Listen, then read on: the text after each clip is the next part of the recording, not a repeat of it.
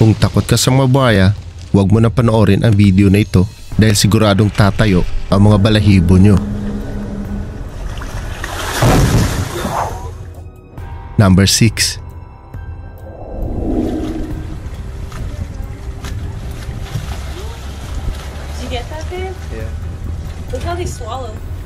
Isang tour guide mula South America nag-attempt na pakainin ang mga gutom na buhaya. Kasama ang isang grupo ng mga turista sakay ng isang speedboat na may hindi inaasahang nangyari. Nung nakita nila mga buhaya sa kabilang bahagi ng ilog ay agad nilang pinarada ang kanilang sinasakyang speedboat sa may mababaw na bahagi ng ilog para makita ang mga buhaya na malapitan. Katulad ng mga ginagawang karamihang guide, pinoprovoke nila ang mga buhaya para lumapit ang mga ito sa pamamagitan ng paghampas ng kapirasong manok sa tubig.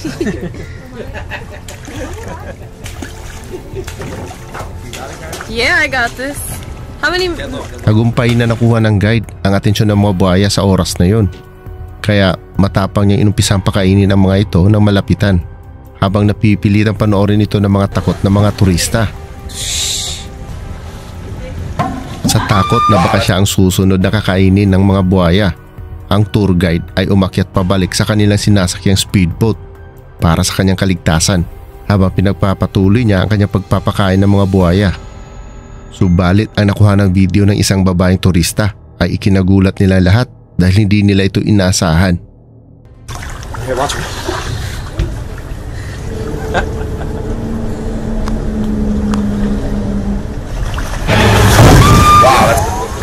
Natakot ang grupo sa nangyari kaya nagpasya silang lisanin ang lugar at hayaan ang mga buhaya bago pa may mangyaring masama sa kanila. Number 5.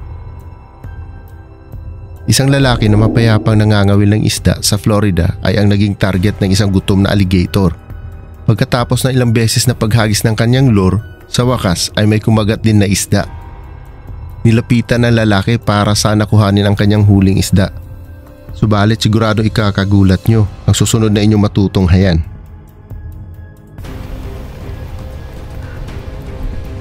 Dahan-dahang umahon ang isang nakakatakot na alligator mula sa tubig para sunggaban ang lalaki na kanyang target.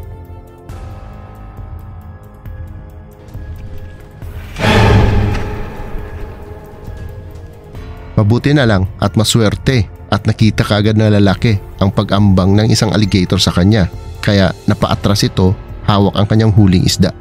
Mabuti na lang at walang masamang nangyari sa kanya. Number 4. Big stick or something.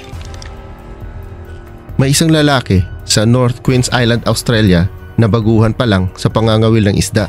Nung may kumagat na sa kanyang pain ay hindi niya alam at wala siyang ka-idea kung ano ang kanyang nahuhuli sa oras na yon.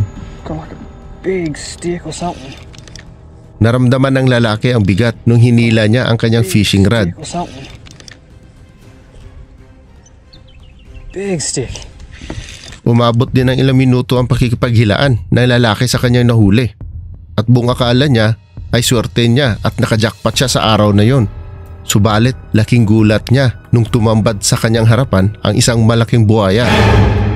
Hindi makapaniwala ang lalaki sa kanyang nasaksihan at agad naman niyang pinakawalan ang kanyang nahuling buhaya dahil bawal sa batas nila ang panghuli ng mga ito. That is a first. That is an absolute first. Malaking pasasalamat ng lalaki at walang nasaktan sa pangyayari sa araw na yon. I want to get this out of here. Oh, serious? Number 3. May isang YouTuber na nagkayak kasama ang kanyang anak para sana magbanding sila mag-ama. Habang nag-i-enjoy silang mag-ama sa kanilang nakikita sa kapaligiran ay may nakita sila na isang floater na nagpapalutang-lutang sa ilog. Nilapitan at hinila niya ito para kuhanin sana. Subalit nagulat siya nung tumambad ang isang napakalaking buhaya. Oh my God! That's a big ass gator, buddy. Agad niyang binitawan ang hawak niyang floater sa takot at nagdesisyong lisanin kaagad ang lugar para sa kanilang kaligtasang mag-ama.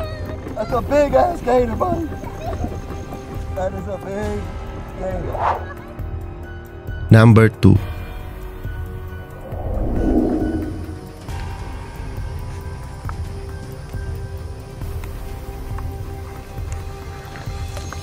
May dalawang lalaki na nagkayak sa Silver Spring, Florida na sinalubong at ginulat ng dalawang buhaya. Noong una ay nakita ng dalawang lalaki ang isang batang buhaya na nagpapalutang-lutang sa tabi.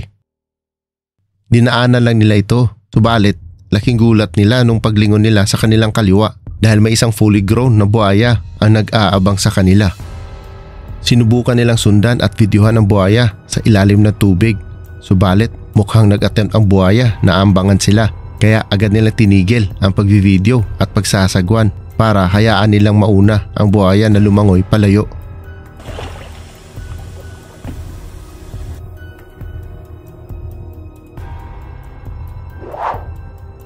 Number 1. Wait till they come shoot. Vámonos! Hey! Vámonos! May isang lalaki na muntikan ng gawing hapunan ng mga buhaya.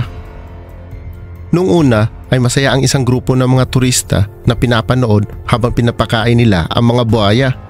Hanggang sa ang saya ay napapalitan ng takot. Wait! Tobias, wait! Wait till they come shoot. Ang isa sa kanilang grupo ay nag-i-enjoy na kumukuha ng larawan ng mga buhaya para sana may post niya sa kanyang social media. Subalit, hindi napansin ng lalaki ang isang nakaambang na buhaya. Kaya takot na nagsisigawan ang kanyang mga kasamahan na tinatawag ang kanyang pangalan para bigyang babala na may isang buhaya na malapit sa kanya. Subalit, binaliwala ito ng lalaki hanggang sa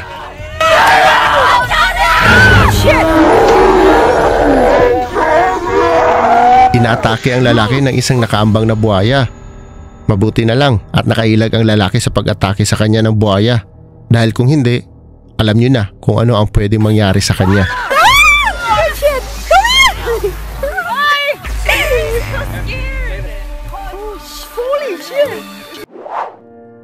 Kung nagustuhan niyo itong video, please like and share, subscribe and click na notification bell for more. Maraming salamat and see you on my next video.